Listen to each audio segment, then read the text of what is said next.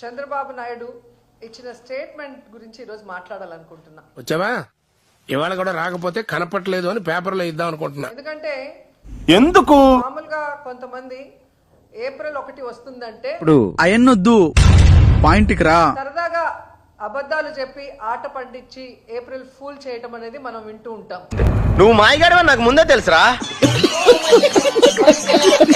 కానీ ఏకంగా రాష్ట్ర ముఖ్యమంత్రి రాష్ట్ర ప్రజల్ని ఏప్రిల్ ఫూల్ చేయటం అనేది ఆంధ్రప్రదేశ్ లోనే జరుగుతుంది. ఇది వర్కౌట్ అవ్వలేదు కానీ వేరే ఏదైనా ట్రై చేయరా. అంత సడన్ గా అడిగితే చెప్తానండి. పెళ్లికి జరగాలి పెళ్లి మళ్ళీ మళ్ళీ అన్నట్టుగా ఈ డైలాగ్ ఎక్కడో ఎన్నట్టుంది. ఇలా నా చెల్లికి పెళ్లి జరగాలి మళ్ళీ మళ్ళీ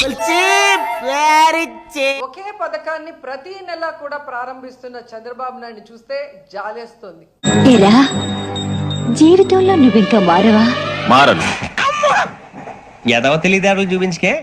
ఎందుకంటే ఎందుకు? ఏ రాష్ట్రంలో ఏ ముఖ్యమంత్రి అయినా ఒక పథకాన్ని ఒకసారే ప్రారంభిస్తారు.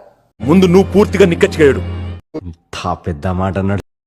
చేయడానికి వేరే పని లేదు కాబట్టి హ్యాట్స్ ఆఫ్, ఒప్పేసుకున్నాం. చేస్తున్నది ఒకటే పథకం కాబట్టి అది అది ప్రతి నెల మళ్ళీ మళ్ళీ అంటూ ఆ పెన్షన్ కార్యక్రమానికి వెళ్ళటం, నేను వింటాను కదా. ఓ చెప్పే. ఏ విధంగా ఆయన మాట్లాడుతున్నారో మనం అందరం కూడా చూస్తున్నాం. చూస్తున్నా, అన్ని అబ్జర్వ్ చేస్తున్నా. కానీ జగన్మోహన్ రెడ్డి గారు దాన్ని దాదాపుగా 3,000 వరకు పెంచుకుంటూ పోతూ చూసాను 66,34,742 మందికి ఇచ్చారు. అది ఫేక్. అంటే ఎన్ని లక్షల మందికి ఎక్స్ట్రాగా మనం ఇచ్చాం అంటే డబ్బా డబ్బా డబ్బా డబ్బా డబ్బా కొట్టు డబ్బా. అంటే ఇంతమంది బెనిఫిషియర్స్ ని తెలంగాణ మోసం చేసింది 2014 నుంచి 19 వరకు అనేది గుండెల మీద చేసుకుని చెప్పండి. ఏ విధంగా జనాల్ని ఫూల్స్ చేయడానికి ఈయన సంసిద్ధంగా ఉన్నాడో అర్థమవుతుంది. మీరే భలే ఒప్పుకున్నారా. ఇది ఒక్క పెన్షన్ విషయంలోనే కాదు, ఓ రోజు రోజు జనాల్ని ఫూల్స్ ని చేయటమే పనిగా పెట్టుకున్నారు. వీడెవడండి బాబు? ఆ నాన్నే అదమని చెప్పేసుకుంటున్నాడు. ఆయన గురించి ఆయన తెలిసినంత మనకి నమ్మించి ఓట్లు వేయించుకొని ఈ రోజు ఏ విధంగా జనాల్ని ఫూల్స్ చేశారో మనం అందరం కూడా కల్లారా చూస్తున్నాం. ఇంకా లాక్కండి తెగుద్ది. నాకు అదే అనిపిస్తుంది. నిజంగా పోలీస్ వ్యవస్థ తెలుసుకోవాల్సింది ఒక్కటే, ఏంటి సార్ అది? చంద్రబాబు నాయుడు శాశ్వతంగా అధికారంలో ఉండడు. ఎన్ని మాట్లాడాలని నమ్మకన్నాను. రూల్స్ కి విరుద్ధంగా అన్యాయంగా వర్క్ చేస్తే రాబోయే రోజుల్లో మీరందరూ కూడా పర్యవసానం ఎదుర్కోవాల్సి వస్తుంది. ప్రభుత్వం మేల్కొనాలి.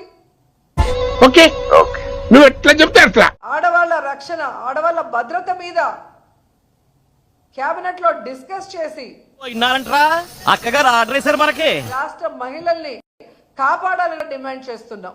అంటే దాని ముందు ఈడో పెద్ద శక్తివంతుడని ప్రూవ్ చేసుకోవాలనా, లేకపోతే జనాలంతా ఇల్లు ఎంత విషయం ఉందని ఫీల్ అవ్వాలనా? ఎంతసేపు వైఎస్ఆర్సీపీ లీడర్స్ మీద అక్రమ కేసులు పెట్టడం, ఆ పేరు వింటే నాకు లీకేజ్ ప్రాబ్లం, వాళ్ళని చంపించడం, నెక్స్ట్ వేసేది నిన్నే. అంటే అది వాళ్ళని హ్యూమిలేట్ చేయటం, వాళ్ళని కిడ్నాప్ చేయటం, ఏంట్రే మొరటి పనులు? ఇవి చేస్తే భయపడిపోతారు అనుకున్నారేమో. మేం కానీ ఇది గుర్తుపెట్టుకో, తర్వాత మాట్లాడుకో. ఆ పరిస్థితి లేదు అనేది కూడా తెలుసుకోండి. ఏందిరా అడిగావు? రానా? ఎందుకంటే మొన్న example MPP vice MPP election లో మీరు చూసుంటారు. విన్నా, అంతా విన్నా. నువ్వేమన్నావో నేను విన్నా. మన కర్ణాటకంలో ఏ విధంగా ఒక ఎంపీటీస్ ని మీరు కిడ్నాప్ చేసి ఎంత ఘోరం జరిగిపోయిందిరా. 3 రోజులు పెట్టుకొని నేరుగా ఎలక్షన్ హాల్ కి తీసుకొచ్చి ఆడికి అలాగే అవ్వ.